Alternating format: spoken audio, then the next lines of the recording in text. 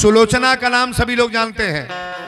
रावण की बहू का नाम सुलोचना है। सुलोचना सती है कि नहीं है? बहुत बड़ी सती है महाराज। रावण के परिवार में इतने बेटा हैं। मेघनाथ की औरत का नाम है सुलोचना, लक्ष्मण की औरत का नाम है उर्मिला, अनसुईया का चरित्र आप लोग जानते हैं कि नहीं? सती अनसुईया जो ब्रह्मा विष्णु, हमारी कथा मोबाइल में है, यह ब्रह्मा विष्णु महेश को बच्चा बना करके गोद में लिया है। ए बाबू, हर नारियों की कथा आप सुनते आए हो, लेकिन उस नारी की कथा मैं बताने जा रहा हूं जो औरत मरे पति को मर जाने के बाद जमपुरी में जा करके अपने पति को जिंदा किया है। कौन नारी है? सती सावित्री का नाम कभी सुने हो? सुने हो? पहले उसके नाम के आगे सती है। सती सावित्री का नाम आप सभी लोग पढ़े हो, सब लोग जानते हैं। सत्यवान की कथा सबको मालूम है, लेकिन इस कथा में वीरेंद्र बाबा डालने का जा रहे हैं। आप गौर से समझने का प्रयास करना। यही से कथा प्रारंभ है कि सुनाता हूं सुनो, गाता जिसे संसार आंचल है। सुनाता हूं सुनो, गाता जिसे संसार आंचल है। सुनाता हूं सुनो, गाता जिसे संसार आंचल है। सुनाता हूं सुनो, गाता जिसे संसार आंचल है। सुनाता हूं सुनो, गाता जिसे संसार आंचल है। पतिव्रता सती नारी का ये श्रृंगार आंचल है। पतिव्रता सती नारी का ये श्रृंगार आंचल है। पतिव्रता सती नारी का ये श्रृंगार आंचल है। पतिव्रता सती नारी का ये श्रृंगार आंचल है। बोल दी दुर्गा महारानी की जय। कथा को बड़ा बारीकी से सुनो। एगो पतिव्रता लड़की रहे, सती लड़की, नैहर में बड़ा पूजा पाठ करे, बड़ा सुंदर विचार रहे। और जब एक माई बाप शादी कैले और ससुराल में गई तो ससुराल में ओकर मालिक दारू पिए लगल। पतिव्रता नारी पियकड़ को सुधार देगी कि नहीं? एक दिन में सुधार देगी। बहुत लोग कहला बाबा हमार मर्द पिएला, एक दिन ते विकराल रूप बनाओ ना, छोटा उटा खोल के अजीब ही निकाल के, एक दिन दो दिन विकराल रूप बनाओ, देख दारू छोड़ता ना, घर छोड़ देता ना, पीहे दारू कपसल जाता, डेरा जाता, पीना। बोलो सच्चे दरबार की जय। ताकिएगा, बड़ा सुंदर भाव है। लड़की जब ससुरा गल ते कर मालिक दारू पिए लगले, रोज आवे तो 5 लाठी मारे, एक बाद सूते हैं। एक दिन कड़ू के तेल लगावत रहे हाथे पर, ताकब हमरा और जब हाथे पर देखलस की ठेला, कलस कैसन ठेला पर बा झलका, कहले जो लाठी से मारी ले हुए। औरत कहिले कि हम, कहलस कि हमके मारी ले, कहीं ठेले ना बा। अरे हाथ पर ठेला झलका, अब लाठी पर घी तेल पोत के धोर। पतिव्रता नारी है ना, कलश कि हमारे पति को चोट न लगे, घी तेल पोत के धरे और रोज आवे 5 लाठी मारे। एक दिन ज्यादा नशा पी ले, सारा कपड़ा फाड़ के फेंक दिले, अंडरवियर पहन के नाचते आवता रहे। औरतिया जब देखलस कि बाप रे बाप इतना पियले बना, सब कपड़ा फाड़ के फेंक दिले। इन्नी खहरे चारपाई रहे, वही पर जाके गिर गई, बिछौना ना बिछल है। औरत कलश रसोई बनौले बनी, खैबो ना कैले, ना खैले तो हम ना खाए। ओही निखहरे चारपाई पर एगो 6 महीना के लड़का रहता, कब है कोरवा लड़कवा में लेके अपना कोरा में लड़का लिहलस, अपना मालिक के मुड़ी हाथ पर धो के वही चारपाई पर सुते जाती है। लेकिन ओकरे पहले कैलस का हेतत के बोरसी में आगी सुनगा दिहलस। जाड़ा का महीना रहे, कलश नीचे गद्दा बिछावल ना बा, ठंडा लागी, छोटहन लड़का बा, मर्दों के ठंडा लागी। आगी सुनगा के अब वही चारपाई पर सुतल, जौना पर एकर पति सुतल रहले।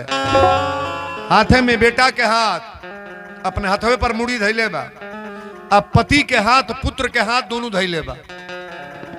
अपनी हाथे पर मुड़ी दूर जाने के बाद आई गई नशा में बाबू नशा में पी के पुत्र सूत गई आ एहू के नींद लागल सूत गल तो लइकवा छूट के अगिए में गिर गए 5 महीना 6 महीना के लड़का आगे में गिरल 3 बेर रोवल एक बाद लड़का छुपा गई और जब लड़का छुपा गई तो इनका बुझा गल कि बेटा हमार मर गई। लेकिन ये औरत चारपाई पर से उठल ना काहे जानत या कि अपने सिंदूर को हाथ पर मैं लगाई हूं। मुड़िया के कर रहल ओकरा पति के ओकरा हाथे पर मुड़ी बा कलश अगर सिंदूर है तो पुत्र हो सकता है लेकिन पुत्र न रहने के वजह से हम चली जाऊं तो मेरे सुंदरी में कहीं खतरा हो जाएगा महाराज। उतरल ना जब भिनसहरा होके लागल तो खटिया पर देखा था लड़का है ना मालिक के नशा टूटल कहले बाबू कहाँ बा कली बाबू तो जर के मर गए कहले कैसे तो ज्यादा रुआ दारू पी ले रहिया आ नीचे आगी सुन गवले रहिया कोरा में लेके बाबू के सुतल रहिया हमरा नींद लागल गिर के मर गई। कहले तू तो कहलू सती नारी है पतिव्रता नारी के सामने बेटा मर जाएगा। कली हम महाराज मैं सती हूं। कहले नीचे उतर के देखा आज जब नीचे उतरल बड़ी जितना आगी धधकल है फूल बन गए तारीफ जाबर जा रहे कोई फूले में लड़का खेला था टप दे कोरा में उठौली कोरा में उठा के लेके चुम्मा मालिक कहने ले आज से कान पकड़तनी शपथ लेतनी कि अपनी जीवन में कतई अब हम दारू ना पियब। आज मेरी नारी अगर पतिव्रता नहीं रहती सती नहीं रहती इतना सुंदर विचार नहीं होता तो मेरा बेटा तो मर गया होता महाराज। बोलो सच्चे दरबार की जय। कथा बेजू से प्रारंभ होता। सती सावित्री का नाम आप सभी लोग जानते हैं। सती सावित्री के पिता इनका बियाह खोजे बड़ा खोजल है कहीं शादी तय ना होके 5 साल 10 बहुत लड़कियां हैं जिसका शादी खोजते खोजते लोग परेशान हैं। एक तो सबसे बड़ा हम ब्राह्मण समाज में जो मंगली लड़की है मंगली अभी हमारी भाभी चढ़ी थी इनकी भी लड़की जो आई थी कल आई थी आज नहीं आई है ये भी मंगली थी महाराज। कितने साल से लोग खोज रहे थे अब सुने हैं कि शादी तय हुई है। भाग्य जहां होगा महाराज वहां भगवान मिला देते हैं। नसीब अपना अपना। बहुत लोग कहले बाबा हमार बियाह ठगवा दिला मामा हमार बियाह ठगा दिला मौसा। सीता के बियाहवा के करौले रहल विश्वामित्र बाबा और राजा जनक जी विदेह हैं।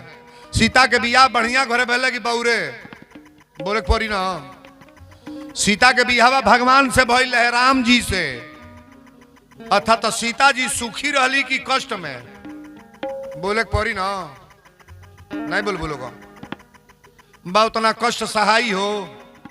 जब से बियाह भइल बा तब से नैहर में गइल बड़ी और ससुरा में रहल बड़ी बा उतना दशा के सही। अब तो 1 महीना मोबाइल बंद हो जाता जोहर खा के मर जाई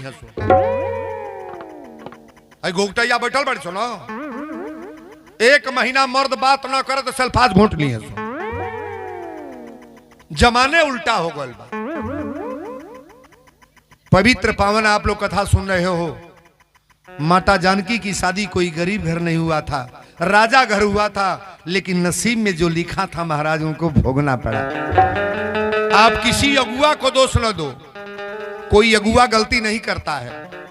अगुआ लगा बजा करके शादी करा दे बड़ी अच्छी बात है लेकिन एक निवेदन करेंगे खेत नहीं बा तो बियाह करा दो घर नहीं खे तो बियाह करा दो रुपया बना ना बा तो बियाह करा दो पढ़ल लिखल कम बा बियाह करा दो सांवर बा तो बियाह करा दो लेकिन एक शादी कतई नहीं कहेंगे करने के लिए कराने के लिए जेकर बेटा दारू पी के टंच रहता।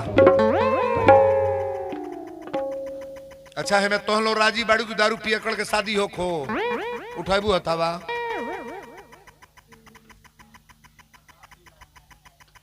अरे का करबू जा। एगो बूढ़ी परसंगा मिलल कल से बाबा बियावा तो तय भले कहत रहा मालिक की लइकवा लामनियर दारू पिएला। लामनियर दारू होला हो लामनियर दारू होला है बिहार में बंदी हो गल भाई, जो हमार वीडियो कैमरा वाला है प्रमोद बाड़ा, श्रीकांत बाड़ा है कमरा जो लगोले वालों 4 व्हीलर से 200 किलोमीटर से रोज आते हैं लोग, कुछ प्रांत में कहीं जाए तो जाते हैं लोग। बिहार में दारू बन बा, पूछा धक्का धक मिलता कि ना, इकुल बन होखे वाला बा है? कलिए जन हमारे चेला मिला कले बाबा अब दारू छोड़ दल बानी, महीना दिन हो गए उन्हें पकड़ोल कहीं के, महीना दिन कौन होला रही है? भंडरिया कई बेर कहल कि पुकार अब छोड़ दे बानी, आड़े बना के काट के धीरे से डाल ले मुंह में, छोड़ ले बना पुकार। बुराई छोड़ने का प्रयास करो। ये कथा इसलिए नहीं है कि आप केवल गंदा ही काम करो। बोलो सच्चे दरबार की जय। चारों ओर शादी खोजत अड़े, आज जब शादी तय ना भइल घबरा गई। एक दिन सावित्री शंकर भगवान के जल चढ़ावे गईली। शंकर जी के कौन पता ही चढ़ेला? कत के हो अड़हुल का फूल। अरे तार लीला अलगे भाई, बुढ़िया उल्टे पुल्टे बोले ले। 3 गो पता ही के में होला। शंकर भगवान को इतना ही कार्य करो जकरा बेटी के बियाह तय ना होता, सुन लो 5 गो पतई बेले के ले लो और राम राम लिख के और रोज शिवलिंग पर चढ़ा करके 1 लोटा जल दो। 1 लोटा जल, गारंटी मैं ले रहा हूं आपकी बेटी की शादी इन साल ही तय हो जाएगी। ताली बजा बढ़िया रे।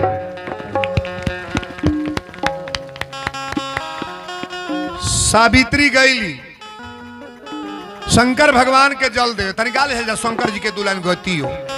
अरे बेल के पतैया में का बाटे, भोले दानी लोभा गईले हे। दिल के पतैया में का बाटे, भोले दानी लोभा गईले हे। दिल के पतैया में का बाटे, भोले दानी लोभा गईले हे।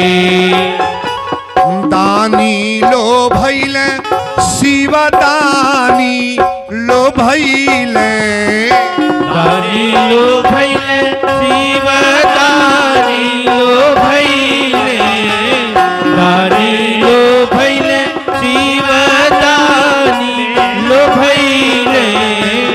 दिल के पतैया में का बाटे, भोले दानी लोभा गईले हे।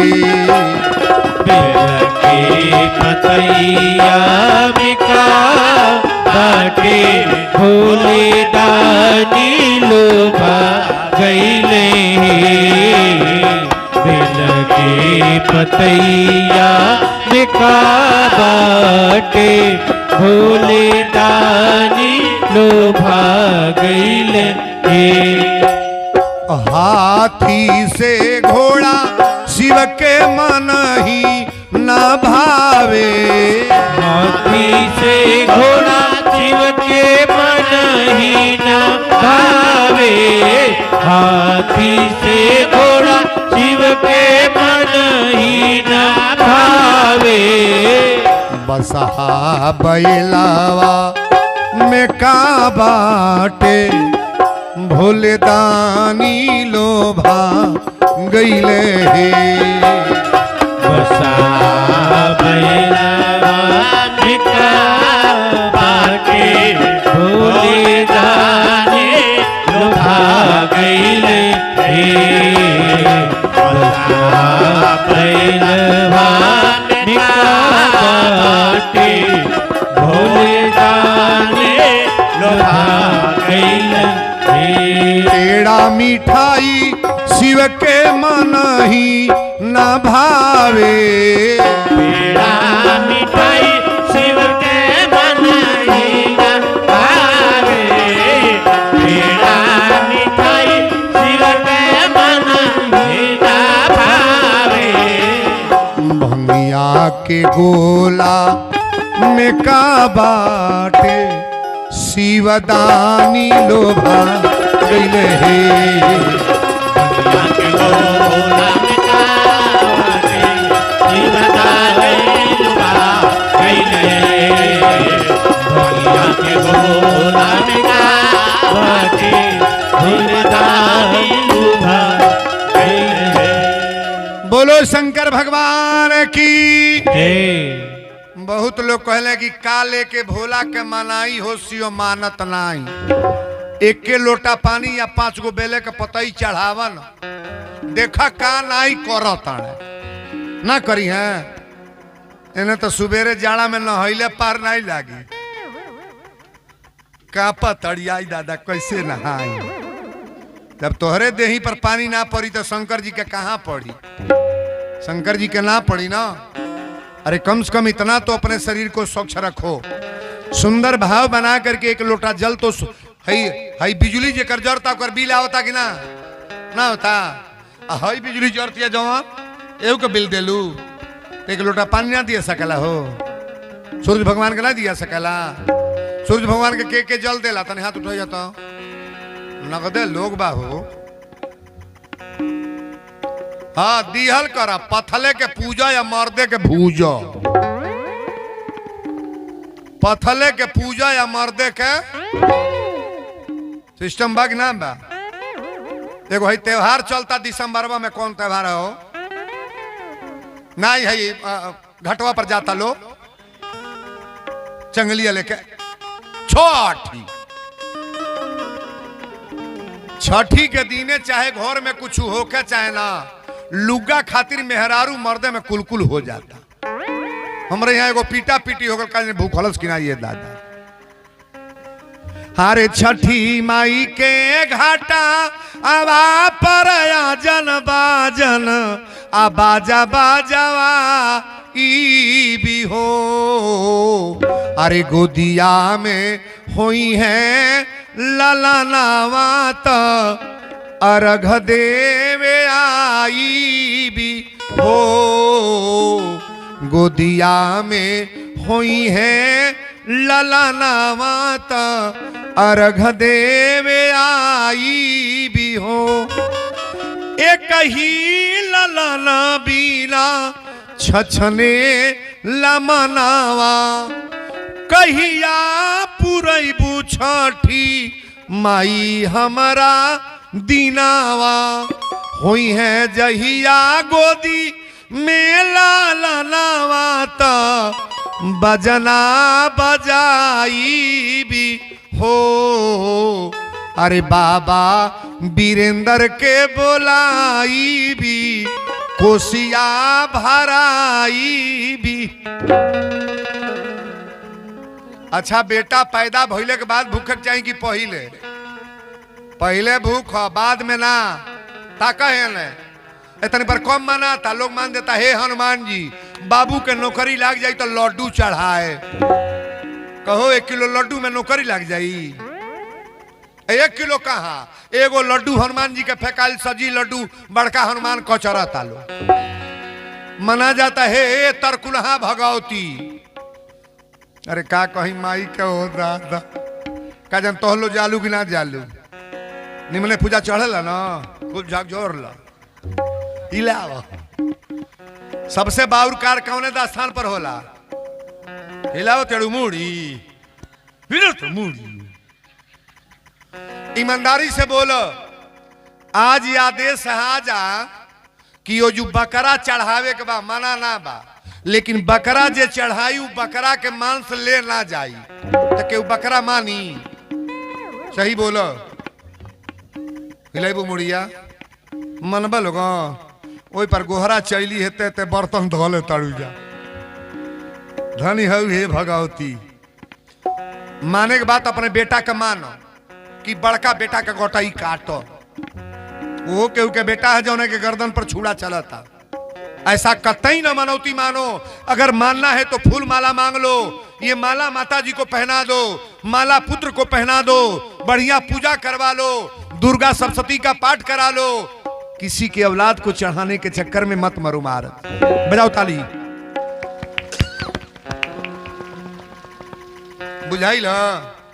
मना जाता है हे बंचरा माई कराही चढ़ाए। अब इन ठीक बात था एजू नहीं है होला खच खच मना जाता कराही चढ़ाए इतना आटा सनले बाड़ी बड़की पूड़ी छान छान धराता कि ओकर पापा खोई है ई हमार देवर खाई हमार बूढ़ा खोई है आ हेते हेते जरलहिया टिकरी पर लपसी पोत के धरा गल हो कुकुर आके उठा ले गल कालिए माई बुर्बक बाड़ी हो कहो मंचरा भगवती बुर्बक बाड़ी जब लीला कर लोग ना पूजा नहीं होता मजाक बेटा के डांट के राखब हमारा बेटा के ऊपर हमारा पति के ऊपर आंच ना आवे जो यार घवा देली सुना था बतिया हो और कहीं सुन ले बड़े लोगों और जन बाबा बोलता है सूर्य भगवान सबसे बड़े देवता है महाराज हमारे हनुमान जी के गुरु कौन है सूर्य भगवान पढ़िएगा पुस्तक को सूर्य भगवान हनुमान जी के गुरु हैं जिनको लिखा गया है कि तुलित बलधामम हेम शैलाभदेहम दनुज बल कृशानम ज्ञानी नाम अग्रगणयम सकल गुण निधानम बानरा नाम धीशम रघुपति प्रिय भक्तम बात जातम नमामि।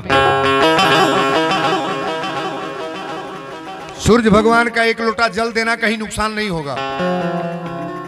अब व्रत भूखना है तो मनौती नहीं बिना मनले भूखे लागा देखा तारा घरे होता कि ना वीरेंद्र बाबा तो यह करवा करेल बिना मनौती के वही तरह भगवान से कहो हमके कुछ ना चाहिए रो रही चाहिए हम भगवाने के मांगी ले हमारे लोग भगवान रही तो सजी बागी ना बहू नहीं खे भगवाने को मांगो ना कि भगवान आप मेरा बन के रहो ना।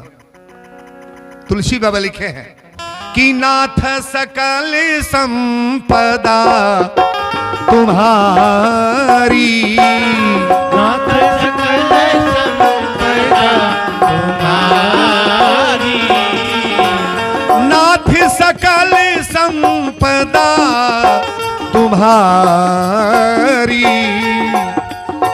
मैं सेवक समेत सुत नारी राम जय राम जय राम जय जय राम जय राम जय राम जय जय राम। नाथ सकल संपदा तुम्हारी अब मैं सेवक समेत सुत नारी ये पूरे परिवार को भगवान को समर्पित करो।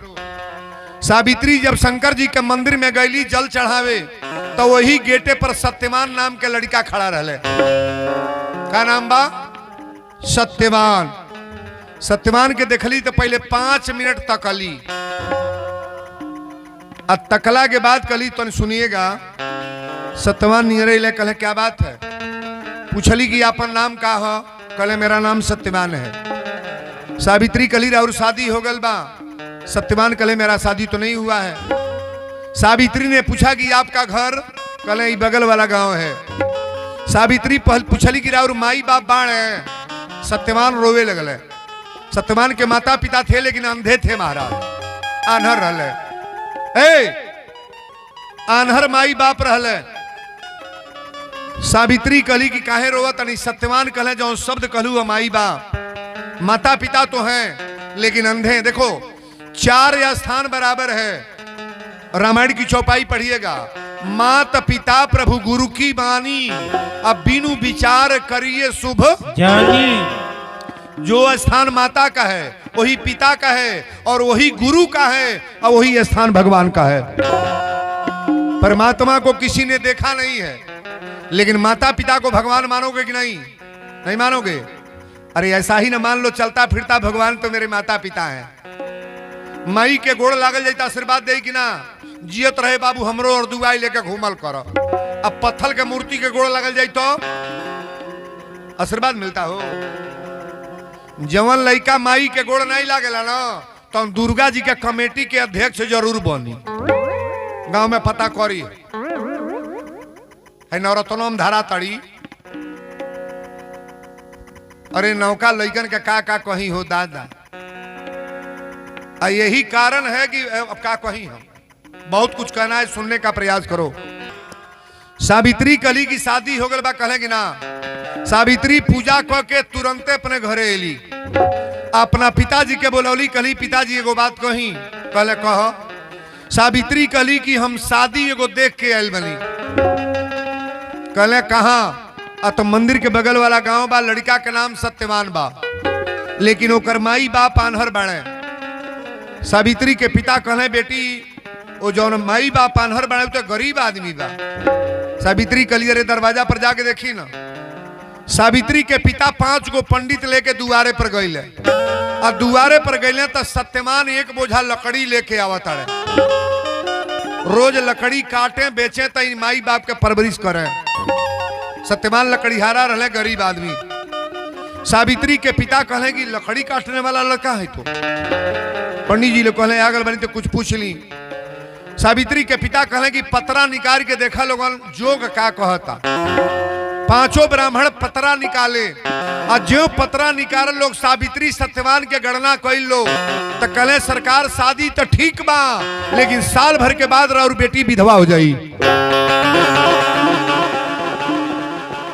साल भर के बाद और बेटी के मांग में सिंदूर ना रही, और बेटी विधवा हो जाई महाराज, दामाद मर जाई, चूड़ी फोड़ दिल जाई। सावित्री के पिता कहले हमरा बेटी के प्रस्ताव भाई यही लड़का से शादी, हमार दमादे मर जाई तो बियाह करके करब का? केहू जान जागी हमार दामाद 6 महीना जी तो बियाह करी। लेकिन सावित्री के लगैला कहले बेटी एगो बात तो के समझा रहल बनी, तोहार पिता हई तब। कली बोलिए पिताजी। सावित्री के पिता कहले बेटी तो के दुनिया में बहुत लड़का बाड़े, हमार दामाद लायक ना बा, ओकरा न घर बा न दुआर बा, मड़ई के घर बा, और लकड़ी काट के ले आके बेचा था अपनी माई बाप के जिया बता। सावित्री कहली पिताजी कान खोल के सुन ली, गरीब न बा? कहले हाँ गरीब बा। कहली आगे। सावित्री के पिता कहले आखिरी बात कहला चाहत रहे, लेकिन इहो सुन लो।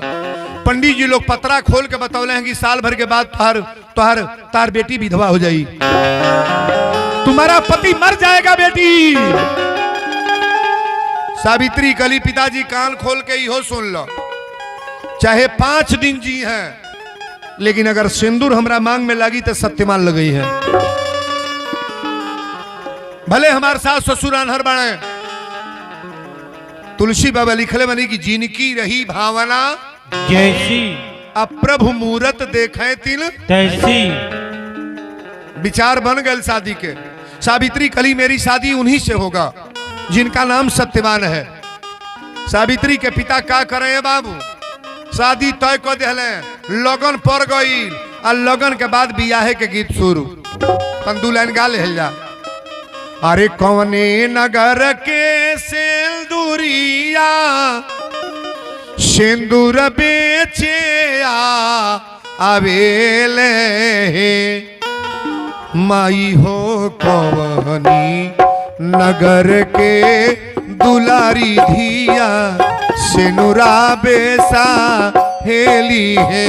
आई हो कवनी नगर के दुलारी धिया सिनुरा बेसा हेली है। आई हो कवनी नगर के दुलारी धिया सिंदूरा बेसा हेली है। अवध नगर के सिंदूरिया सिंदूर बेचे आवेले, अवधा नगर के सिंदूरिया सिंदूर बेचे आवेले। माई हो मिथिला नगर के दुलारी धिया सिनुरा बेसाहेली है। माई हो मिथिला नगर के दुलारी धिया सिंदूरा बेसा हेली है। माई हो मिथिला नगर के दुलारी धिया सिंदूरा बेसा हेली है।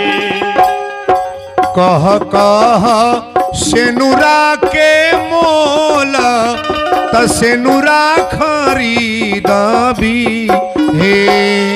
कहा कहा सिंदूरा के मोल त सिंदूरा खरीदबी हे। कह कह सेनुरा के मोल त सेनुरा खरीदबी हे सिंदूर कौने मंगिया होइबा चटकारत बेटी बियाहल जई है सिंदूर कौने मंगिया होइबा चटकारत बेटी बियाहल जई है सिंदूर कौने मंगिया होइबा चटकारत बेटी बियाहल जई है। राजा जनक जी के धियावा त दुल्हा श्री राम चंद्र है राजा जनक जी के धियावा त दुल्हा श्री रामचंद्र है माई है सीता मंगिया हुई है चटकारत बेटी बियाहल जई है माई है सीता मंगिया हुई है चटकारत बेटी बियाहल जई है माई है सीता मंगिया हुई है चटकारत बेटी बियाहल जई है। बोल दी शंकर भगवान की ताकब हमरा और कितना बढ़िया बारीकी में कथा आयल बा। सावित्री के शादी होता बारात लेके सत्यवान अइले अब बारात लेके अइले तब पालकी आइल पालकी बुझत रही ना है नौका लोग नहीं पालकी बुझिए बुढ़ियन से पूछो पालकी बुझत अड़ू 4 गो आदमी ढोवेल ओय में ढक ढकेल देली सो रोत रोत ताकत ताकत मर जी है कोनो पानी पूछी न खाए के पूछी तब एक घंटा के रास्ता बा रहिए में दुल्हा पूछल है रसगुल्ला खाओगी कि बर्फी जमाने उल्टा हो गल पहले दुल्हन के परिचय नहीं रहा कि दुल्हा कैसन बा छोटी मुखी मेहरारू बा सौसे मर्द बियाह हो गए कानी मेहरारू बा लंगड़ मर्द बियाह हो गए जैसन नहीं तैसन बियाह हो गल अब हो जाई कहो अब पहले कचर के दुल्हा बतिया ली तो बियाह कचर के लड़की बतिया ली की कौने क्वालिटी में बा मलछावा नहीं बुझता तीनिए गो काल रहल भूतकाल भविष्यत काल वर्तमान काल अब एगो नया चलल बा मिस काल मिस कलवे पर बियाह तय हो जाता का जाने नहीं होता कि नहीं हमारी ओर तो खूब होता एने नहीं होत होई हमरा तो बताइए ने जौन होता जौन कहीं होते नहीं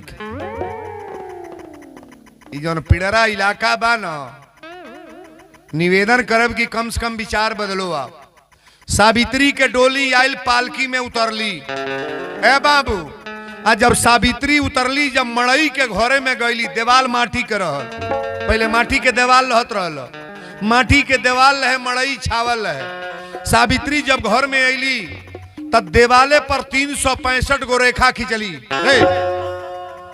365 गो रेखा खिंचली कौ रेखा साल में कौ दिन होला 365 गो रेखा खिंचली आ धीरे धीरे देखी गौर से सुना वही रेखा के लग सिन्होरा धैली आ 2 गो दिया जरा के रोज दीपक जलावे आ सिन्होरा के लग जो रेखा खिंचले बड़ी एक दिन बीते तो एक रेखा काट दे सावित्री के मालूम रहे कि हमरा साल भर के बाद हम विधवा हो जाए।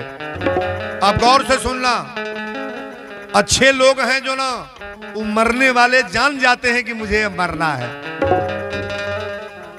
ध्यान से सुनिएगा सावित्री प्रतिदिन एक रेखा काटा तड़ी 5 गो दिन और सत्यवान के जिए के बा 5 दिन जिए के बा धर्मराज के दरबार में नारद जी पहुंच गए।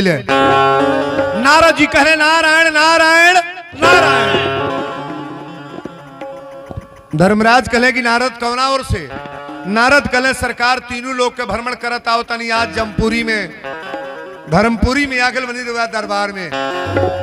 धर्मराज कहे कि कहाँ आयल बड़ नारद जी कहे आज पता करे बनी कि 5वां दिने के मरे वाला बा। धर्मराज कहे जान के का करब मौत बतावल ना जाला जहिया जेकरा मरे के बाद मर जाई, समय के पहले समय के बाद केहू को छोड़ी लेना हो, टाइम जहिया आ जाई ले ले। नारद जी कहले कि 5वां दिने के मरे वाला बा। धर्मराज कहले अगर हमसे पूछा तड़ा तो तोसे बता देतनी कि आज के 5वां दिने लड़की के नाम सती सावित्री है और ओकरा पति के नाम है सत्यवान। 5वां दिने ओकर सिंदूर मिटा देल जाई, चूड़ी फोड़ देल जाई, ते लीलार पर के बिंदी ओकरा उतरा जाई, 5वां दिने विधवा हो जाई। नारद जी पहले 2 मिनट हंसले, कहले हा हा हा हा हा। धर्मराज कहले कि नारद काहे हंस रहे हैं? नारद जी कहले धर्मराज तोरा बात पर हंसली हम। केकरा पति के प्राण लेवे कहले सती सावित्री के। नारद जी कहले सती सावित्री के विषय जानता कैसन बा, जानकारी बा तोहरा? धर्मराज कहले कि दुनिया में किसको मैं नहीं जानता हूं, मैं सब पता है मुझे। नारद जी कह रहे कि धर्मराज जौना तर से ताली ठोक के कहला कि 5वां दिने उसका पति मर जाएगा, विधवा होगी, आज ताली ठोक के नारद बोल रहे हैं। तोहरी ऐसा 5 गो धर्मराज उकरा पति के प्राण लेना पाई। ताली बराबर कर 5 गो धर्मराज लेना पाई है। धर्मराज जी कुर्सी पर से खड़ा हो गए, कहले नारद तोहरे मुंह से इतना बड़ा चुनौती। नारद जी कहले चुनौती ना हकीकत। ओ औरत के विषय जानता कैसन बाबू, डायरेक्ट भगवान को मानती है, भगवान को रिझाती है, पतिव्रता नारी है, सती नारी है, अपने पति के अलावा किसी के ऊपर नजर नहीं है, अपनी पति के अलावा किसी का पूजा नहीं करती है, अपनी पति के अलावा कोई व्रत नहीं रहती है। नारियों को सबसे बड़ा पूजा किसका करना चाहिए? दुर्गा जी के, हनुमान जी के, बौराहू के। मर्दे से बड़ा भगवान कौन है महाराज? पति से बड़ा कौन देवता है? जो नारी अपने पति को परमेश्वर मान ली, उस नारी के जीवन में कभी कोई घटना होने वाला नहीं। बड़ा ध्यान से सुनो। नारद जी कहे तोहरा मालूम बा केकर विषय बता दिया, तू सत्यवान के कहला कि मर्जी है। चौथा दिन कहला, कहला 5वां दिन। नारद जी कहे कि धर्मराज एक बात सुन लो, 5वां दिन तो से फिर मिलो, हमके बताइया कि ओकरा पति के प्राण तू ले लिहल। नारद जी चुनौती दे के तो चल गए बाबू, लीला शुरू। धीरे धीरे टाइम हमने को नहीं रही आवता। हरे कुछ बीतल कुछ जाता, कुछ जाए वाला बा। हमनी के दिन बढ़ता कि घटता? लड़का पैदा होला तो बढ़े लगी घटेला, एक दिनवा घटता हो दादा। अरे कुछ बीतल कुछ जाता, कुछ जाए वाला बा। तोहरी जिंदगी के फिल्म मुराए वाला बा। तोहरी जिंदगी के फिल्म मुराए वाला बा। तोहरी जिंदगी के फिल्म मुराए वाला बा। कुछ बीतल कुछ जाता, कुछ जाए वाला बा। कुछ बीतल कुछ जाता, कुछ जाए वाला बा। तोहरी जिंदगी के फिल्म मुराए वाला बा। तोहरी जिंदगी के फिल्म मुराए वाला बा। तोहरी जिंदगी के फिल्म मुराए वाला बा। अच्छा ये पिक्चर खत्म होखे वाला बा कि ना? बूढ़ा लोग अपने फेर में ना पड़े, लड़का लोग जो नौका नौका हीरो बाण अपनी फेर में रहेगी तो हर पिक्चर समाप्त होके जाता है। 90% नौजवान मर रहे हैं। का हो बाबू? 90 गो लड़का मरता ना, 10 गो बूढ़ दुआरी पर खोखता ढकचता नहीं मुआता। नाती गल मोटरसाइकिल लेकर पेश दिल ट्रक में। गलती नहीं बोल रही बुझे वाला तो बुझते कोनो बूढ़े के सोचल ह कि पोस्टमार्टम भइल ह कोनो पुरानिया के अतः बाबा देखो ना मौसी का लड़का जमाने पोस्टमार्टम भइल ह मेहरारू लेकर नया गौना बोल मौगियो मर गल मर गए तोरे विपद इमे कारण बा और कारण को जानने का प्रयास करो। वीरेंद्र क्या बोल गए? ए बाबू पांचवा दिने मरे वाला बाण है, ताक ले सत्यवान को मरना है, टाइम आ गया। धर्मराज के घंटी लगल तो जमराज के बोलौले, जमराज से कहले कि जमराज जाके सत्यवान के प्राण ले आओ। कहले कैसे जाई? कहले भैंसा पर सवार होके जा, अब बगीचा के बगल में भैंसा खड़ा कर दी हो, आ सांप बन के जाई हो, जंगल में लकड़ी काटे। अबे आवता विचार बना ले ले बा, अपनियो आई और मेहरारू सती सावित्री भी साथ में आई। सांप बन के जाके काट ली हो। बहुत लोग कहले बाबा ईंटा से चोट लगल तो मर गई, तू ईंटा ना रे काल। लोग कहले बिछी मरले पर मर गई, बिछी नार काल का हो गिर के मर गईले, वो गिरले ना कालो जो खड़ा बा। समय काल कभी छोड़ता नहीं बाबू। ए बाबू सत्यवान जहिया तैयारी बनौले, अब लकड़ी काटे जाता रहे। सावित्री जान गई कि आज हमारा पति के मरे के बा। सावित्री बढ़िया साड़ी पहिर ली, जितना झुमका टीका गहना रहल पहिर ली, मांग में सिंदूर भर ली, लीलार पर बिंदु, आंख में कजरा, ओठ में लाली, जितना श्रृंगार करना है। हमने के श्रृंगार के करे खातिर कल जाला ना, बोलो अपने पति के लिए। हम श्रृंगार काहे करते हैं? हमारे भी पति हैं। एक दिन पूछा ले तो लोग को पति बाण है, तो सजी मेहरारू को तड़िए गोए गोए को पति बाण हो, अंगुरिया उठाई बोलो। अब जे बुझ गल बते फिर हम एक को उठावत ये दुख एक को बाण है, को बाण है, भुला के एगो ना उठाई है। एगो पति तो हमें जौन बियाहवा कल मैंने डुप्लीकेटावा, आ एगो पति कौन है? तुम करुणा के सागर सबके प्राण पति।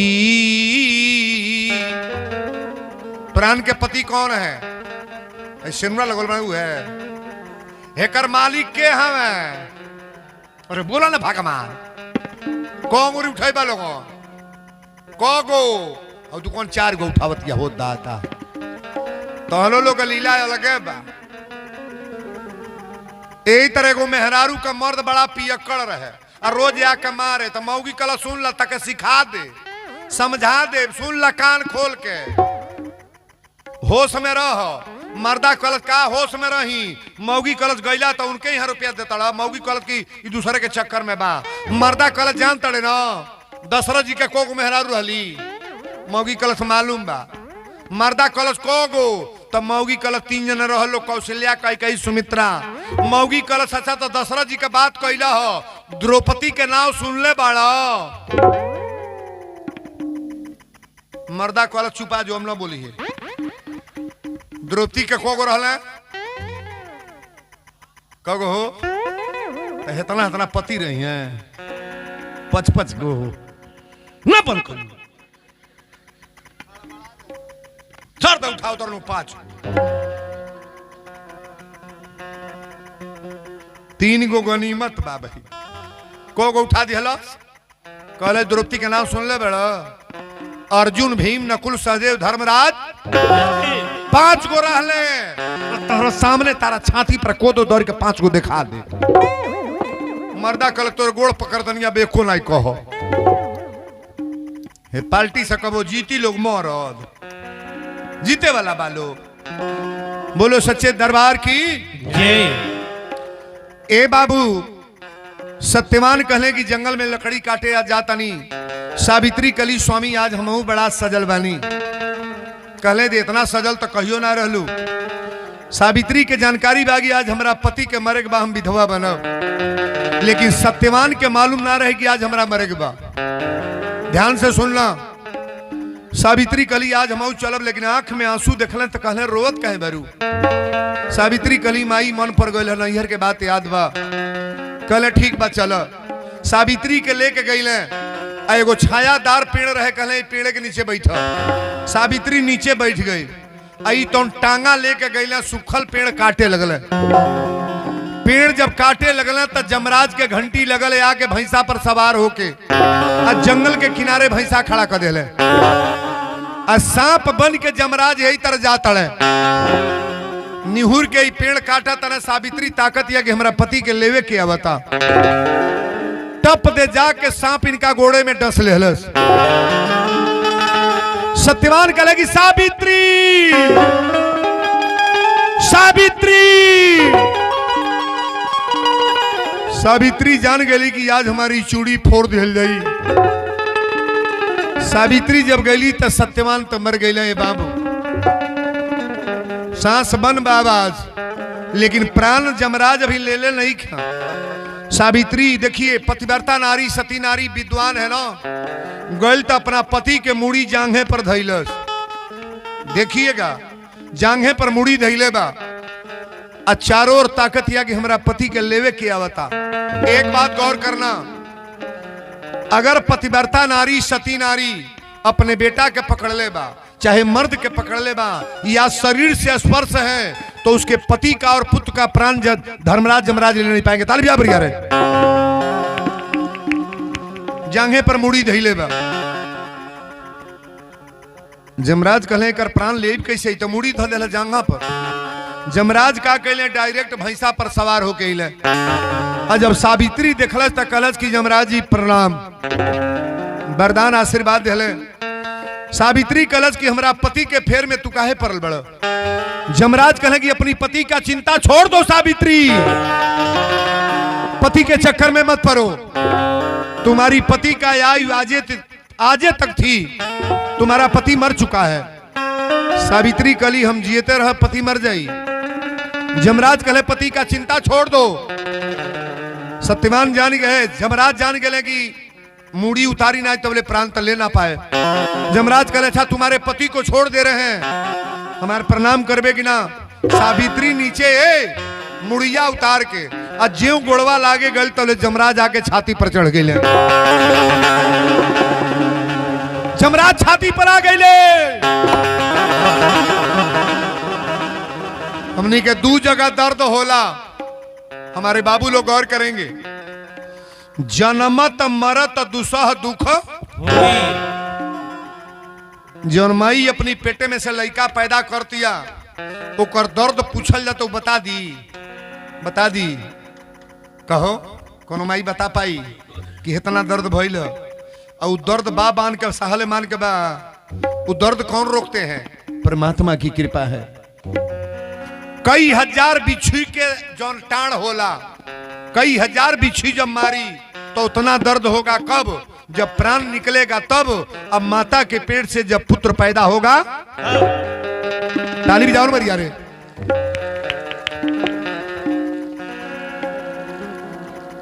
मई जो लड़का पैदा करती है उसे पूछल जागी कितना दर्द भइलो, बता पाई? दर्द का कोई, अरे महाराज क्या बोले हम, बोलने के लिए तो वीरेंद्र बाबा बहुत कुछ बोलते हैं। आज आप लोगों के सेवा में जो कथा चल रही है इसको सुनने का प्रयास करोगे। आखिरी में कथा का निचोड़ क्या हो रहा है। सावित्री से कहें कि बेटी अपनी पति का चिंता छोड़ दो, पैर छू लो। ज्यों पैर छुए गली तो छाती पर चढ़ गई। सत्यवान गोड़ हाथ पटके लगले, टप दे जमराज प्राण लेके चले लगले। आज जब प्राण लेके चले लगल तो सावित्री अपन ही झोंटा खोल ले। साड़ी के खबर नहीं बाकी साड़ी पहिरले बानी कि हमार खुलल। सावित्री कली जमराज तो से बार बार निवेदन करतनी कि हमारा पति के छोड़ दो। आज ये पृथ्वी पर मुझे बताना है कि पतिव्रता नारी, सती नारी में कोई दम है कि? चलो लेके चलो। और जब जमराज भागे लगना तो पीछे से दौड़तिया, जितना तेज ही जाता ना उतने तेज ही जातिया। भागल भागल जब बहुत दूर गए तो मुड़ के ताकत लगी, सावित्री आ रही है। कहले बेटी लौट जाओ। सावित्री कलश लौट के जाके क्या करब? हम जाके घर क्या करूंगी? सिंदूर ले ले जाता, बिंदी ले ले जाता, चूड़ी ले ले जाता, जौने नारी के पुरुष ना बने कितनो धन होके ओकरा धन लौकता। सिंदूर वाली बहनें बड़ा भाव से सुनोगी, नारी का सब संपत्ति अपने हस्बैंड है, पति है। अगर पति जिंदा है तो अपने जीवन में सब संपत्ति है महाराज। सावित्री कली की पति के ले जा तरह तरह के का करब। जमराज कहे बेटी एगो काम करो, एक कोई वरदान मांग लो। सावित्री कली वरदान देब, कले हाँ। कली की वरदान, अगर वरदान देना है तो हमारे सास ससुर के आंख आनहर बा, वरदान दे कि हमारी सास ससुर के आंख अच्छा हो जा। जमराज कहे यो मस्त, वरदान दे के जाए लगल, फिर पीछे लगल बा, भागत अड़े भागत या। जब मुड़ के तकले तो देखा ना सावित्री आवतिया, कहले कि नहीं गई। सावित्री कहलत कि जाके क्या करूंगी, बिना हस्बैंड का जीवन मेरा कैसे रहेगा। जमराज कहले एगो वरदान और मांग ले। सावित्री कहलत वरदान, एगो तो वरदान दिहला, दूसरा वरदान यह दे दा हमार खेत बाड़ी राजपाट सब पटदार लूट ले बड़े, लकड़ी काट के जिया उतर हमारे हस्बैंड। कहले कि यो मस्त जो तो राजपाट वापस। प्राण लेके धर्मराज के दरबार में पहुंच गई ले। धर्मराज ऊपर खड़ा बड़ा, सावित्री नीचे। कहले सावित्री ये जगह पर, अरे भाई जिंदा आदमी ऊपर नहीं आते, चली जाओ। सावित्री कहलत कि धर्मराज जी हम जाकर क्या करूंगी। अरे मेरे पति को लेते जा रहे हो, मेरे आगे पीछे कौन है, कहां जाऊंगी। धर्मराज कहले अच्छा तो एक बार तुम वरदान हमसे मांग लो। जमराज नहीं धर्मराज। कहली कि वरदान वरदान वरदान, तीसरा बात वरदान देने जा रहे हो। वरदान ये दे दे आखिर हमरा पति के तले ले जाता, एगो वरदान दे दे कि हमारी गोद में एगो बेटा हो जा। धर्मराज ने आगे तकले ने पीछे टप दे, कहले यो मस्त, यो मस्त। ताली भी डालो बरिया रे।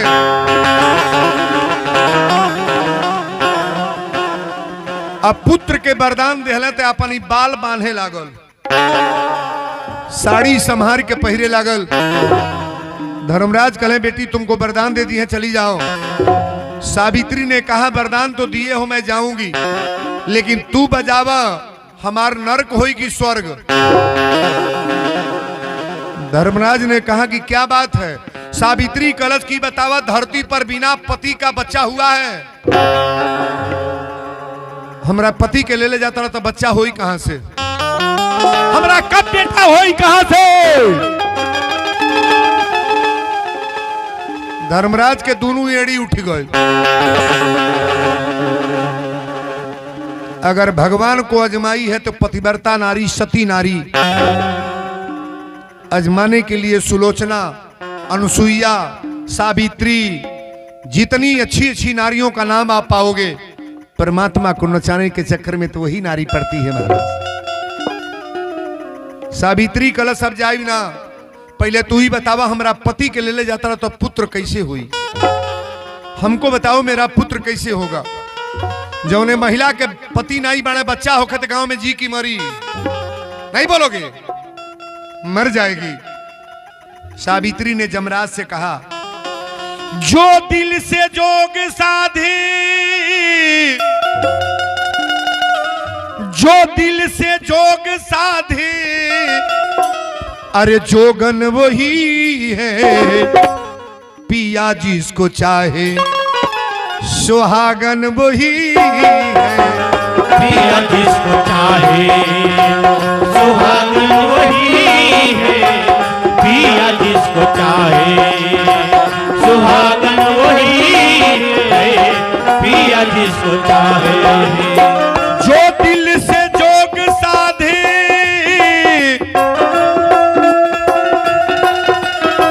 जो दिल से जोग साधे, जोगन वही है पिया जिसको चाहे, सुहागन वही है पिया जिसको चाहे, सुहागन वही है पिया जिसको चाहे, सुहागन वही है पिया जिसको चाहे।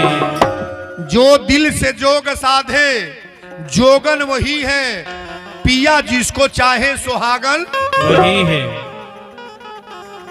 1 लाख धन होखे, रुपया होखे, सिंगार पटार बा, अब मर्द अपना मेहरारू के कबो इच्छे न करे, चाहबे न करे, वो औरत जी की मरी का हो तंता कब हमरा हो रे। 4 गो मेहरारू एक लग रही सो, एगो मोछ वाला मर्द यही तरह ऐठा आवता, तब मौगिन के देखल तो बड़ा तेज खेखरलस।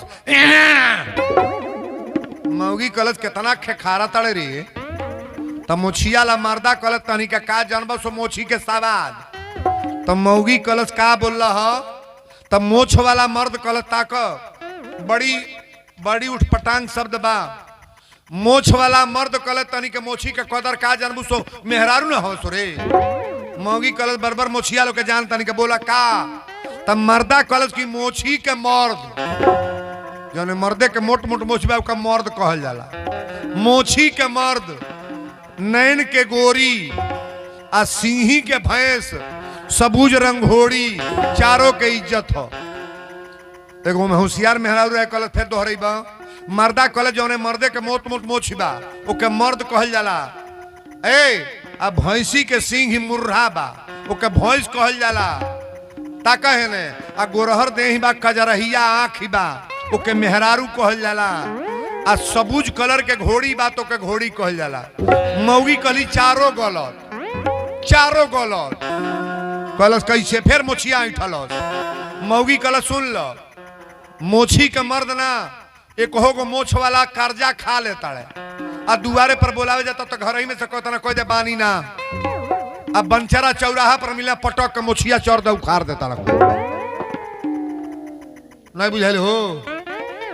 मोछ वाला एक हो मोछ वाला मर्द ऐसा कह देता है कि गांव में केहू ताके वाला ना बा। मर्दा कहते बताइए आ गोरहर मेहरारू कहल कजरहिया दे बा, गोरहर शरीर बा, तनिको बच्चलन भैली चाहे बाबू का होके चाहे पंडित जी के दिन दहाड़े टांग ले जाता आई कहला मुर्रा भैंस 2 गो बियान कटली तक कसाई के हाथे काटल जाता। आ सबूज रंगोड़ी तनको चलने में कमजोर बाड़ी, ईटा लदले बा, मारत वही भट्ठा पर मुंगा देता। मर्दा कहल तनते बताइए, जितने मर्द है गौर करेंगे। मौगी कहलस मोछी के मर्द ना, बाती के मर्द, जौने मर्द की बात में दम है उसे मर्द कहना चाहिए। तालिब जा बरिया रे। अरे मोछ ना बा आई कोई देलस की ए देव बाबा, ए विक्रम बाबा 5000 रुपया तो के चंदा दे, आज ये कहले बा बिहने ले आके चंदा दे दल सो कर नाम मर्द हो। हेते ते मोछ रखले बा कहता बिहने चंदा दे दे, जोग बीत गल जोगी में झोंकही नहीं आई। वो मर्द हो ओ को मर्दे बुझतड़। बाती के मर्द, बात में जो पकिया मर्द हो, बाती के मर्द चरित्र के गोरी, अरे करिया होखे, नकचीपट होखे, हेती मुकी होखे, कैसनो होखो, सुबेरवे उठ के बर्तन धोलस, चाय बनौलस, सबके कपड़ा फिचलस, रसोई बनौलस, सास ससुर मर्दे के खिया के एकदम टनाटनी बा। गांव में हल्ला बा हो तो बाबू संवरी बा, लेकिन इतना इज्जतदार इतना चरित्रमान का कहल।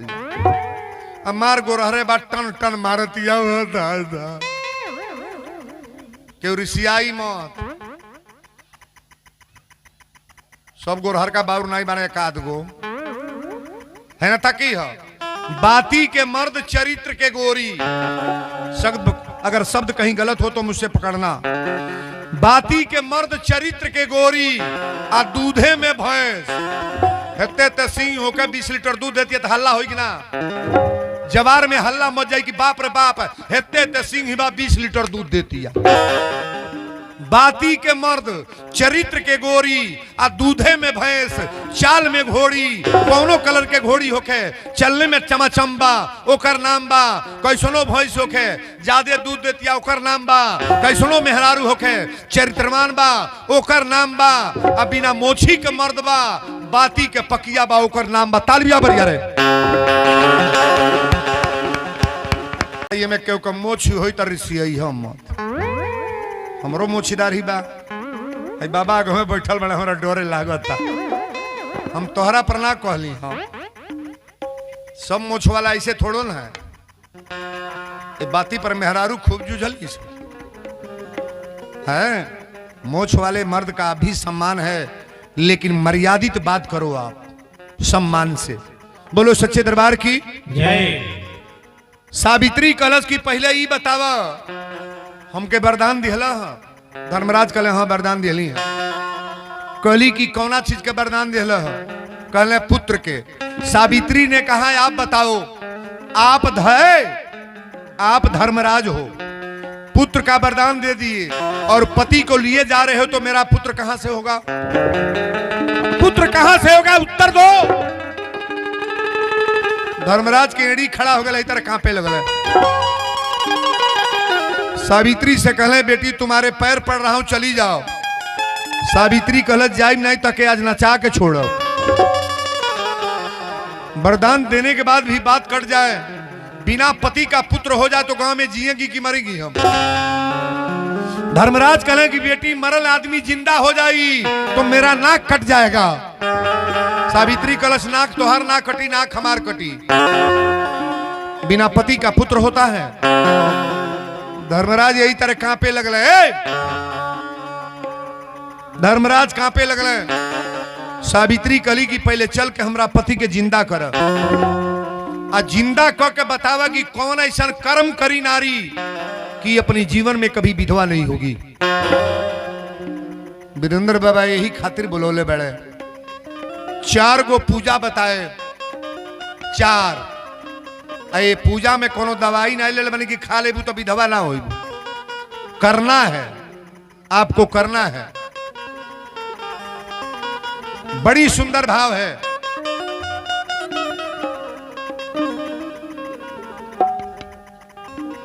बड़ी ओरिजिनल जगह पर कथा आई है। धर्मराज सावित्री के साथे जा रहल बड़े आ सावित्री के साथ गईले तो ही जंगल में सत्यवान गिरल बड़े। सावित्री कली पहले ही बतावा हम आखिर कौन ऐसा गलती कैले बनी जवानी अवस्था में विधवा करत रहा, हमारा पति के प्राण लेके जात रहा। हमारी बहनें गौर करेंगी, जितनी बेटियां बहन यहाँ आई हैं, पहला निवेदन मैं कर दूं, पहली दवा मैं बता रहा हूं। कौन ऐसा कार हुई कि रौरा जीवन में कबो खतरा ना हुई। बड़ा सुंदर भाव से कथा सुनिएगा। तुलसी पर दीपक के जरावेला हाथ उठाइएगा। तुलसी बा कुछ लोग बा कौने महीना में जरेला? भादो में। उस समय बोलल कर बुढ़िया भादो में कहती है दिए जरला कबो जरेबू तब न जनबू। कार्तिक के महीना एक कम चढ़ता, ध्यान से सुनिएगा। एक कम से लगाए और पूर्णिमा तक 1 महीना का होता है महीना। कार्तिक के महीना में अपने हाथे से दिया बनाओगे बा। कुहारे घर के दिया ना, कौन दीपक हाथ से बनाना है। माटी के दिया एक के बार बना के 30 दूना 60-70 गो दिया बना के पहले में सुखा के धो लो। और जब कार्तिक चढ़े पहला दिन ना तो तुलसी के पेड़ अगर दुआरे पर बात बढ़िया बा और नहीं है तो एक पौधा लाकर गमला में लगा लो। बहुत सारे बहुएं हैं कि जो बाहर नहीं निकलती हैं तो छत पर भी रख सकती हो, कोठा पर रखा सकल लगना तुलसी के। तो तुलसी के नीचे डबल दिया बारना है। स्त्री पुरुष का जोड़ा है। 2 गो बतीहर, एक दिया में 2 बतीहर। तिल का तेल मिल जाए तो और अच्छा बात है, नहीं तो कड़ू का तेल डाल करके दीपक जलाने के बाद ही मंडप में दीपक जलाओ आप। कौन मंडप में? जिसमें रहते हो आप। पहले तुलसी माता का दीपक जला लो, उसके बाद मंडप में दिया जलाओ। तुलसी पर दीपक 1 महीना जलेगा। बीच में सुन लो, कुछ माताएं बहनें भगवान तुलसी माता का विवाह करती हैं। इसके पहले सिंदूर नहीं लगाएंगी, बिंदी नहीं लगाएंगी, साड़ी कपड़ा नहीं चढ़ाएंगी। कब? एकादशी को या पूर्णिमा को। 2 गो तिथि है। एकादशी के दिन चाहे पूर्णिमा को, जब आप तुलसी का विवाह करें ना तो 2-4 महिला बैठ के गीत वांगर गा लें। तुलसी पर आप सिंदूर लगाएं, बिंदी लगाएं और दीपक जलाएं। अगर महीना में आपका शरीर पवित्र नहीं है, पवित्र समझ रही ना, महिलाओं का शरीर 2-4 दिन पवित्र नहीं रहता है, उस टाइम में दिया नहीं जलाओगी आप। अपने घर में कोई जलाने वाला ना अगर मान लीजिए 5 दिन नागा है, कोई नहीं है, तो 5 दूना 10 दिया एक के दिन जला दो। लास्ट में अगर कोई जलाने वाला है तो उससे जलवा लो। लेकिन विवाह जिस दिन करो, गीत मांगर गाने के बाद लास्ट दिन 5 गो चाहे 7 गो छोटी कन्या, छोटी छोटी लड़कियों को बुलाकर मीठा भोजन पवा दो, तुम्हारे जीवन में कभी खतरा नहीं होगा। अच्छा, हमें पैसा लगा था, अब के जराई तनी हाथ उठाओ। पूरा पंडाल कहो तू ना जरा, उठाओ हाथ पर, बजाओ ताली कड़कड़ा कर। आज समाज को बदल देना है। अब मैं आज हमरा ये बतावे के बा, स्नान ध्यान करने के बाद, स्नान ध्यान करने के बाद किसी देवता को आरती नहीं दिखाई जाएगी। कोनो देवता के आरती ना दिखाई जाएगी, कपूर अगरबत्ती कोनो देवता के ना, न गणेश जी के, न शंकर जी के, न दुर्गा जी के। पहले स्नान ध्यान कह के, अगर पति घरे बाणे तो घरे, आने तो प्रदेश में बाने तो फोटो हुई करी। पहले अपने पति को आरती उतारने के बाद कोनो देवता का आरती उतारा जाएगा। अच्छा, अपना मर्दे के आरती के उतारी तनी हाथ उठाव तो। अब कसम धरा दे ना उठाई हथवा, उठावा हथवा ना उठालू बढ़िया रे, बजाओ ताली खड़खड़ा के। ये बिचवा में ही 4-5 जने बाड़ू जा, कौने गांव का हो लोगन हो कहो। अभी सोचत या आरती कबो देखोले नहीं बानी, कबो देखाई तो काजन कहे टोना सीखत या। वीरेंद्र बाबा जमाना बदल दी है। जितना लोग हाथ उठौले बा, हे भगवती माई तन तू देख ले, उठावा हाथ तो बढ़िया रे, में कोई खर्चा नहीं, उठा ताली बजा बढ़िया रे। पति का आरती उतारने के बाद पहले पति का पैर छुए, पहले मर्दे के गोड़ लागो, सास के गोड़ लागो, ससुर के गोड़ लगला के बादे कोनो देवता के गोड़ लागल जाई। ई हो जाएगी ना। सनसनी जब फैल गल है का कहती अड़ी बुढ़िया बोल चलना बाहो, कह तड़ू बीमारी के घर हो गई ना, उठाइया। समाज बदले जाता कि नहीं। जौन बूढ़ी जीवन भर रिसियाइल बा, बोलल ना बा, बिहने से गोड़ लाग के देखा 1 महीना, तुम्हारी इज्जत बढ़ जाता कि ना बढ़ी, नहीं बढ़ेगा। और जौन औरत अपना पति के गोड़ लागे लागी, स्टैंप ले आओ, अजय लिख दे, वो मर्द कबो मारी ना, मुंह से गारी ना दी। अरे लाजन काट हो जाए कि बाप रे बाप, रोज गोड़ छुए ले, रोज आरती उतारत या कौने मुंह से गरियाई रे दादा। सब जने उठा ले बुहात, उठा बुझाओ ताली गड़गड़ा के। हे दुर्गा माई तोहरे जगी हो, जितना लोग हाथ उठा के क्रिया खैले बा, अब बिहने से अपने मर्दे के गोड़ लागी लोग, आरती उतारी लोग, सासू के ससुर के गोड़ लगले के बाद कोनो देवता के पूजा। भूकंप आवता,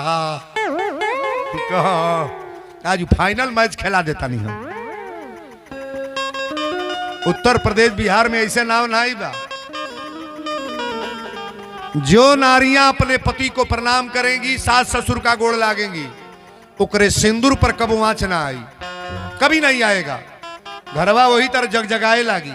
वो घर में जो ना, घर में झगड़ा ना हुई, कोनो तोड़ मोड़ ना हुई, इज्जत से रहने लगोगी। तुम्हारे घर में कभी जमराज का हाथ नहीं आएगा।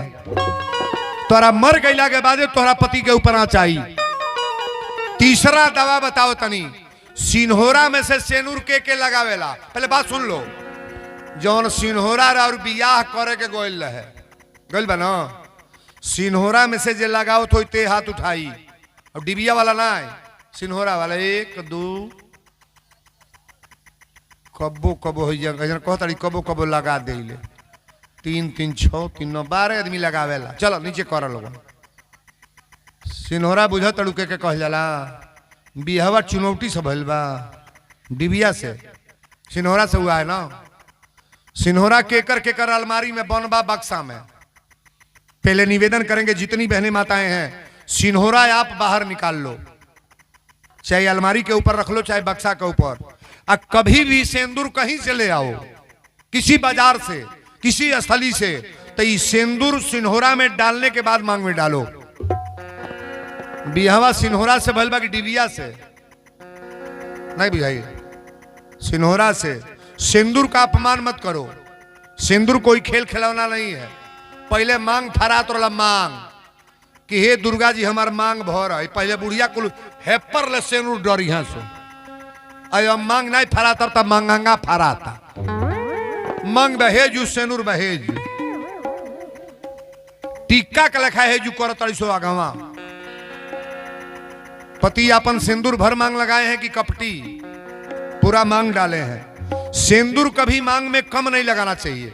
सिंदूर जो लगा रही हो ना मांग में सिंदूर कभी कम मत लगाओ, भरपूर सिंदूर लगाया करो। आई आशीर्वाद लो कि भगवान हमारा पति के अर्धवायु कम सिंदूर लगाने पर पति की आयु कम होती है, ये शास्त्र बता रहा है।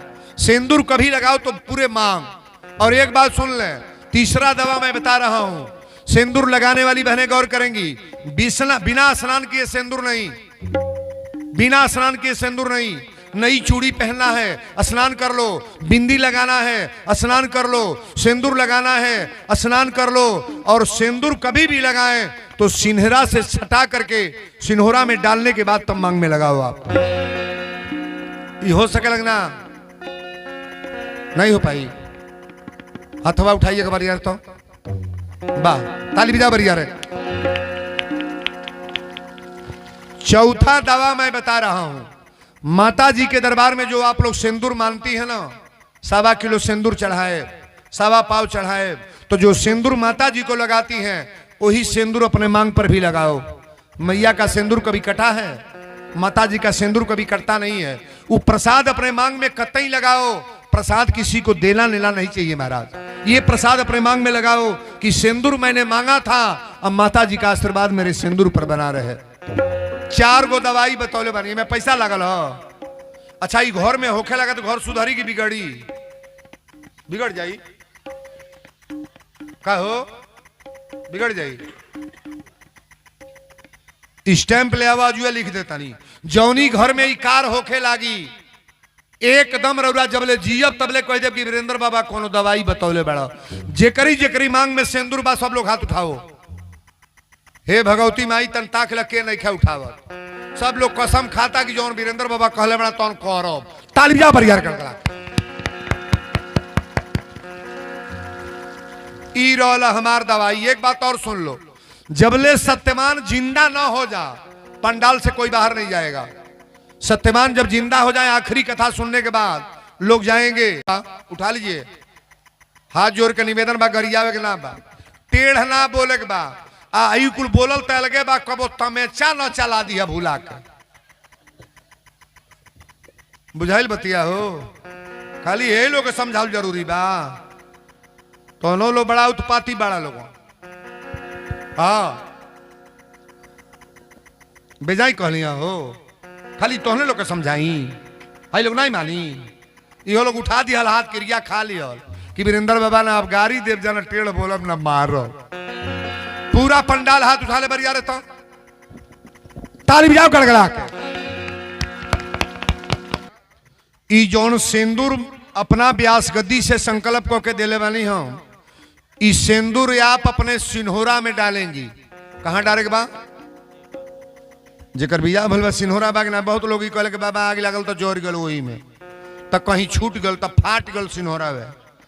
लेकिन सिन्होरा जिनके पास है, सिन्होरा आप पहले बक्सा में बंद नहीं करोगी, किसी पेटी में बंद नहीं होगा। सिन्होरा आप अलमारी में ऊपर बाहर रखो, कहीं का सिंदूर जाए तो उसमें लगाने के बाद ही मांग में लगाओ। सिन्होरा में सिंदूर डालना है। और जो बिंदी ले जा रही हो ना, ये आप जो बिंदी ले जा रही हो अपने बहू को नहीं देना है। आप जो लाई हो ये बिंदी आप ही लगाओगी। आपका बिंदी लड़की नहीं लगाएगी, बहू नहीं लगाएगी, आप ही लगाओगी। और जो चूड़ी लाई हो ये चूड़ी बेटी को नहीं देना है, आप अपने सुहाग के लिए दे रही हो। आपका सुहाग है ना, ये चूड़ी आप ही पहनोगी। और कब? सुंदर दिन देख करके। जो सिंदूर ले जा रही हो ना, सिंदूर तो रोज लगाना है, तो बढ़िया कायदे से सुंदर दिन देख करके चूड़ी पहनेगी। और जो बिंदी गया है, बिंदी आप भरसक पार लगे तो सुख सोमार, माता जी की प्रसाद है, आशीर्वाद है, सुख को लगाएं या सोमार को जो बिंदी जाएगा। दूसरी बात है, जितना पूजा हम बताए हैं, पंडित जी आरतिया लेके तू चल जाई तो आरतिया भिड़िया में ना हो पाई। तू आरती बैठा के घुमा लो, बार ले कपूर घुमा ले, आरती करा ले हम, लेकिन हल्ला में तो ईमान गना रही, गिर जाई लोग घाई हो जाई ना। आई अरतियो जाता है में कुछ डार दिहल जाला, बुझलिए डारल ना, डारल बुझत लोग ना। अब कहलो सजी दिया गल तक का डारल जा, तो तनी तनी देवे के परी हर जगह ना। अब देखी धर्मराज प्राण लेके चलल बड़े, अब प्राण लेके गईला तो सत्यवान वही जंगल में गिरल बड़े, सत्यवान वही जंगल में गिरल बड़े। सावित्री कली की धर्मराज एक बात बताइए, धर्मराज प्राण लेके चलल बड़ा, कथा को ध्यान दे ले आप। धर्मराज प्राण लेके गईले, सावित्री कली अब पहले ही बताई आखिर कौन कर्म नारी ऐसा करेली जौना से विधवा होली। आप लोग रामायण को पढ़िएगा, अनुसुईया सीता जी के बतौले बा नारी कौन ऐसा गलती करली कि नरक में जाली, जमपुरी में जाली, विधवा होती हैं।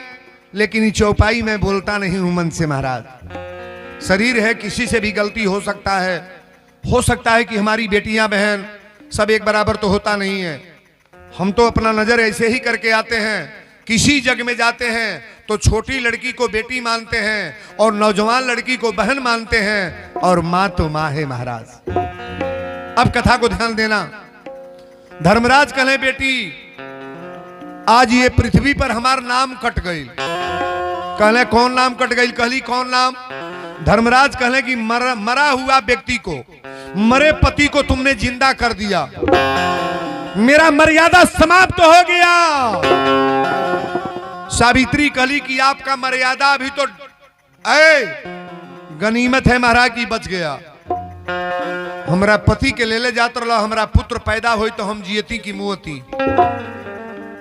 बहनों से निवेदन करेंगे, अगर घर पर पति है तो जम करके श्रृंगार करो, श्रृंगार करने में दोष नहीं है। अगर हस्बैंड पास में नहीं है, बंबई है, दिल्ली है, पंजाब है, तो हम निवेदन करेंगे उतना सजना संवरना कोई जरूरी नहीं। किसके लिए सजा संवरा जाता है? अपने पति के लिए। और पति को परमात्मा मैंने बताया ना, पति को भगवान मैंने बताया। धर्मराज कहे बेटी तोरा पति के जिंदा करे जाता नहीं, लेकिन एक बात सुन लो, आज सबके सामने मैं बोल रहा हूं, जिस तरह सावित्री ने काम किया है, कर्म किया है, अगर इस तरह लड़कियां और औरतें करेंगी तो मरे पति को जिंदा कर सकती हैं। तालिब जा बरिया रे। जो औरतें सास ससुर की पूजा करती हैं, अपने पति की पूजा करती हैं, अपने बड़े लोगों की आरती उतारती हैं, उस नारी का बाल कभी बांका होने वाला नहीं। धर्मराज कहे तुम्हारे पति के। सावित्री कली एक बात बताई, हमारे पाप के विषय में बताएं कि मैंने क्या पाप किया है। बहुत लोग कहेला बाबा कि धर्मात्मा आदमी रहला नौजवानी में मर गए, साधु रहला एकर बेटा मर गए, साधु के घर में ऐसा भगवान कर दिए। आप पहले बताओ, भगवान कभी गलत करते हैं? कहो भगवान कहीं गलत करी ले? परमात्मा को कभी दोष मत देना। बहुत माताएं इसमें हैं जिनके मांग में सिंदूर नहीं है, रोने की बात नहीं है, किसी जन्म का कर्म है जो हमसे गलत हुआ है। कोई जन्म है, कई जन्म की कथा आती है, कोई जन्म में गलती हुआ है जिस कारण आपके पति नहीं है। अच्छा तो गलती हो गया तो जीवन को सुधारना है कि बिगाड़ना है? अब सुधार लो, जो गया सो गया, जो लोग हैं निश्चिंत रहे महाराज। धर्मराज का कहले प्राण दिहले, आज जब प्राण डलने तो सत्यवान एक बैग उठ के बैठ गए। तालिब जा बरिया रे।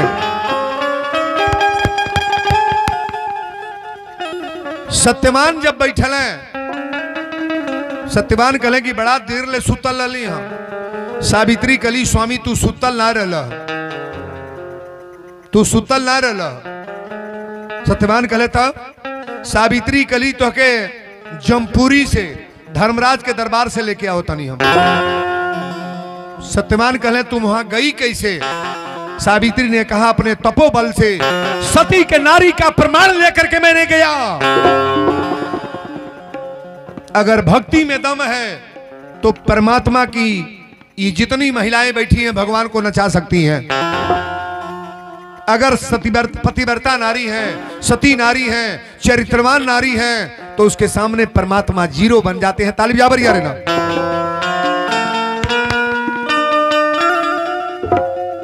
सत्यवान के समझ में आ गल कि आज हमारी नारी जो है पतिव्रता नारी है, सती नारी है, कहना नहीं पड़ता है। आज मेरे प्राण को बचा लिया तो नारी नहीं है, मेरे लिए तो लक्ष्मी है महाराज। पत्नी उसी को कहते हैं कि पति को पतन से बचा ले। पत्नी उसी का नाम है, अपने पति को पचन से बचा ले। आज सावित्री ने अपने पति को, मरे हुए पति को जिंदा कर दी। धर्मराज कहे बेटी मैं तो जा रहा हूं, लेकिन ये दुनिया तुम्हें याद करेगी, हमको करे ना करे।